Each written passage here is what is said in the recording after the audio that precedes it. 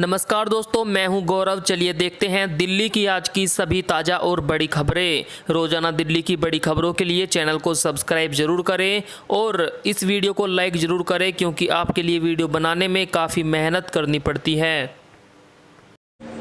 दिल्ली का लाजपत नगर मार्केट अनिश्चितकाल के लिए बंद। कोविड प्रोटोकॉल के उल्लंघन पर दिल्ली की लाजपत नगर मार्केट को अनिश्चितकाल तक के लिए बंद कर दिया गया है। डीएम के आदेश पर यह आदेश लागू किया गया। प्रशासन नियमों का उल्लंघन करने वालों से अब सख्ती से निपट रहा है। पिछले 6 दिनों के अंदर 16 से अधिक दुकानों व 2 ढाबों को भी सील कर दिया गया। टीमें मार्केट में घूम घूम कर इसकी जांच कर रही है। जो भी मार्केट उल्लंघन कर रही है उसको बंद कर दिया जा रहा है। दिल्ली में दिल्ली पुलिस ने पेश की ईमानदारी की मिसाल, लौटाया रुपयों से भरा बैग। दिल्ली पुलिस के एक कांस्टेबल ने अपनी ईमानदारी से एक मजदूर की मेहनत की कमाई को बर्बाद होने से बचा लिया। उत्तर पश्चिमी दिल्ली के सकूर बस्ती में रहने वाले विजय कुमार रुपयों से भरा बैग स्टेशन पर भूल गए। उस बैग में 1 लाख रुपए थे।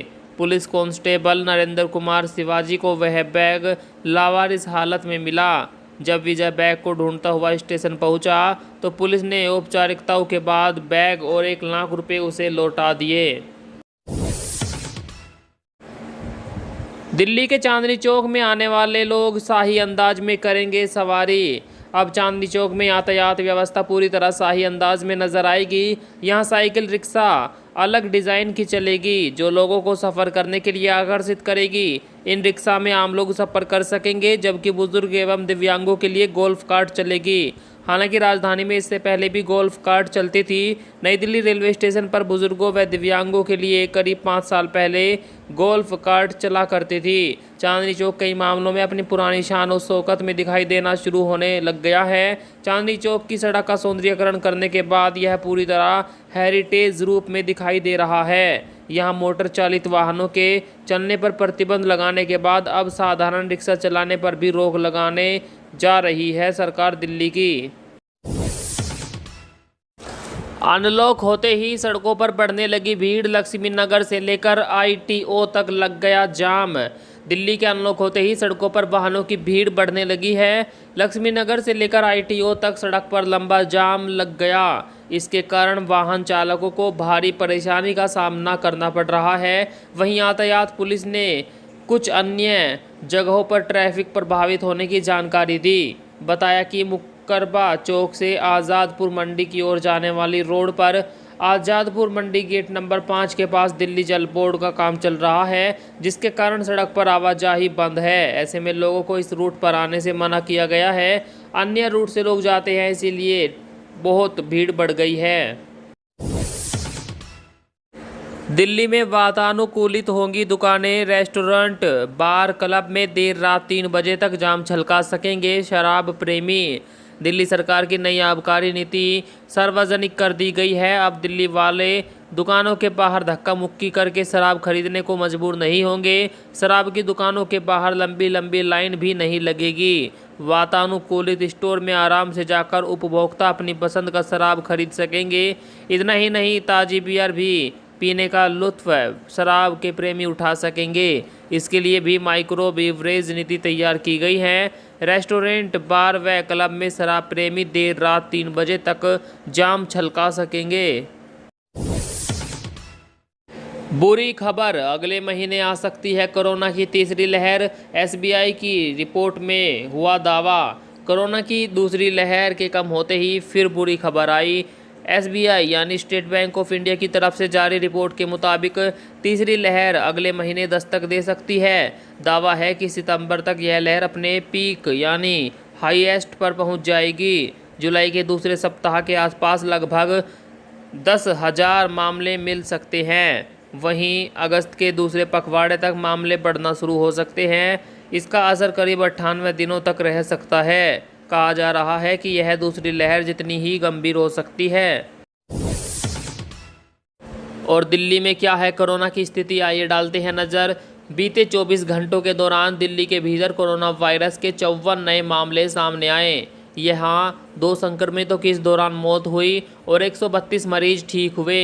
राजधानी में कोरोना के एक्टिव केसों की संख्या घटकर 912 हो गई। इनमें से 281 मरीज होम आइसोलेशन में हैं। पिछले 24 घंटों में यहां 61,405 कोरोना टेस्ट किए गए। इस दौरान पॉजिटिविटी दर 0.09% रही।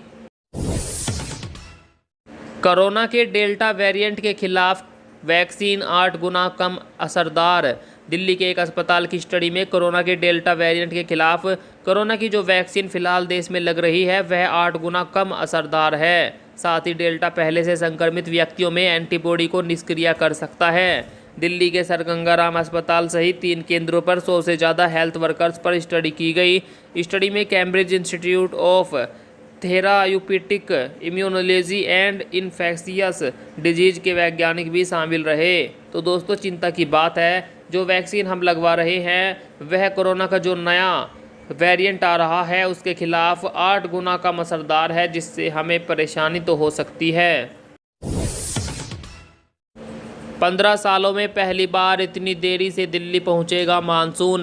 दिल्ली में जुलाई महीना शुरू होने के बाद भी मानसून अभी तक नहीं आया और उसका कोई अता पता नहीं। मौसम विभाग ने 10 जुलाई के बाद राजधानी में मानसून के सक्रिय होने की संभावना जताई। 15 साल में पहली बार मानसून इतनी देरी से आ रहा है। 2006 में 9 जुलाई को मानसून दिल्ली पहुंचा था। इससे पहले 2002 में 19 जुलाई को पहली बार मानसूनी बारिश हुई थी। अब तक का रिकॉर्ड देखें तो 1987 में सबसे देरी से 26 जुलाई को मानसून दिल्ली पहुंचा था। बांग्लादेश की प्रधानमंत्री ने मोदी और ममता बनर्जी को भेजे 2600 किलो आम। बांग्लादेश की पीएम शेख हसीना ने पीएम मोदी और पश्चिमी बंगाल की मुख्यमंत्री ममता बनर्जी को 2600 किलो आम भेजे। आमों की यह खेप बांग्लादेश से ट्रकों के जरिए पहुंची। यह उपहार ऐसे समय में आया जब बांग्लादेश वैक्सीन की दूसरी खुराक की डिलीवरी में देरी को लेकर थोड़ा निराश है। बेनापोल सीमा शुल्क के उपायुक्त अनुपम चकमा ने बताया, पीएम हसीना ने इन्हें देशों में दोस्ती की स्मृति चिन्ह के रूप में भेजा।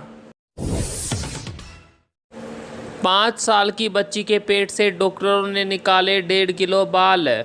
पंचकुला अस्पताल में डॉक्टरों की टीम ने 5 साल की बच्ची के पेट से 1 किलो 500 ग्राम बालों का गुच्छा निकाला है। बच्ची को कई दिन से पेट दर्द की शिकायत थी, जिसके बाद डॉक्टर्स ने उसके तमाम टेस्ट करवाए। इसके बाद पता चला कि बच्ची के पेट में बाल का गुच्छा है। बच्ची की मां ने बताया कि वो 2.5 साल की उम्र से बाल खा रही थी और उन्हें इस बात का जरा सा भी अंदाज़ा नहीं था। बच्ची का ऑपरेशन सफल हुआ। आखिरकार नवजोत सिद्धू ने भरा बिजली का बिल। बिजली संकट पर मुख्यमंत्री कैप्टन अमरिंदर सिंह को पूर्व मंत्री नवजोत सिंह सिद्धू ने सलाह दी थी, जिसके बाद सामने आया कि उन्होंने खुद अपना बिजली का बिल नहीं भरा है। 2 दिन की फजीहत के बाद अब सिद्धू ने अपने घर का बिजली का बिल जुर्माना राशि के साथ जमा करवा दिया है। उनके घर पर बिजली बिल का 8,67,450 रुपये बकाया था, जिसे उन्होंने अदा कर दिया। दिग्विजय सिंह बोले, मोदी, शाह और योगी को पद से हटाए भागवत। आरएसएस प्रमुख मोहन भागवत के बयान पर वरिष्ठ नेता दिग्विजय सिंह ने उन्हें सलाह दी है। उन्होंने कहा, भागवत ने ईमानदारी से बयान दिया है तो वह निर्दोष मुसलमानों को प्रताड़ित करने वाले बीजेपी नेताओं को पद से हटाए। इसकी शुरुआत वे प्रधानमंत्री नरेंद्र मोदी, गृह मंत्री अमित शाह और उत्तर प्रदेश के मुख्यमंत्री योगी आदित्यनाथ से करें। भागवत ने कहा था कि यदि कोई कहता है मुस्लिमों को भारत में नहीं रहना चाहिए तो वो हिंदू नहीं है। अदालतों में नौकरी दिलाने के नाम पर लाखों की ठगी, धागा बाबा गिरफ्तार। दिल्ली पुलिस ने मेरठ से धागा बाबा को गिरफ्तार कर दिया है। आरोपी का असली नाम रक्षित है। उसने दिल्ली के कई लोगों को हाई कोर्ट और अदालतों में नौकरी दिलाने के नाम पर लाखों रुपए की ठगी की थी। फिर फरार होकर मेरठ में ज्योतिषी बन गया। वहां वह लोगों से मनोकामना पूरी करने का वादा करता और उनके हाथ पर धागा बांधता था। मेरठ में उसे लोग धागा बाबा के नाम से जानते हैं। अपने चैम्बर में धर्म परिवर्तन और निकाह कराने वाले वकील का licence suspend. Delhi bar council ने धर्म परिवर्तन और निकाह करवाने वाले वकील इकबाल मलिक का लाइसेंस अगले आदेश तक के लिए सस्पेंड कर दिया है। आरोप है कि वकील ने कड़कड़ डुम्मा कोर्ट में स्थित अपने चैम्बर से निकाह और धर्म परिवर्तन का सर्टिफिकेट जारी किया। एक लड़की के पिता की शिकायत पर यह एक्शन लिया गया, जिसका धर्म परिवर्तन उसी चैम्बर में हुआ था। वकील को 7 दिनों के भीतर अनुशासनात्मक समिति के सामने पेश होना है। राजनाथ की पाकिस्तान को 2 टूक, बोले सेना हर ड्रोन हमले का जवाब देने में सक्षम।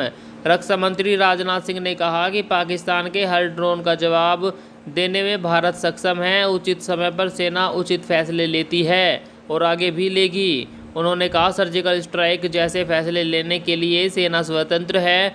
बता दें कि वह यहां श्यामनगर में अपने गुरु के आवास हरिहर धाम पर मिलने पहुंचे थे। यहां पर वह 45 मिनट तक रुके।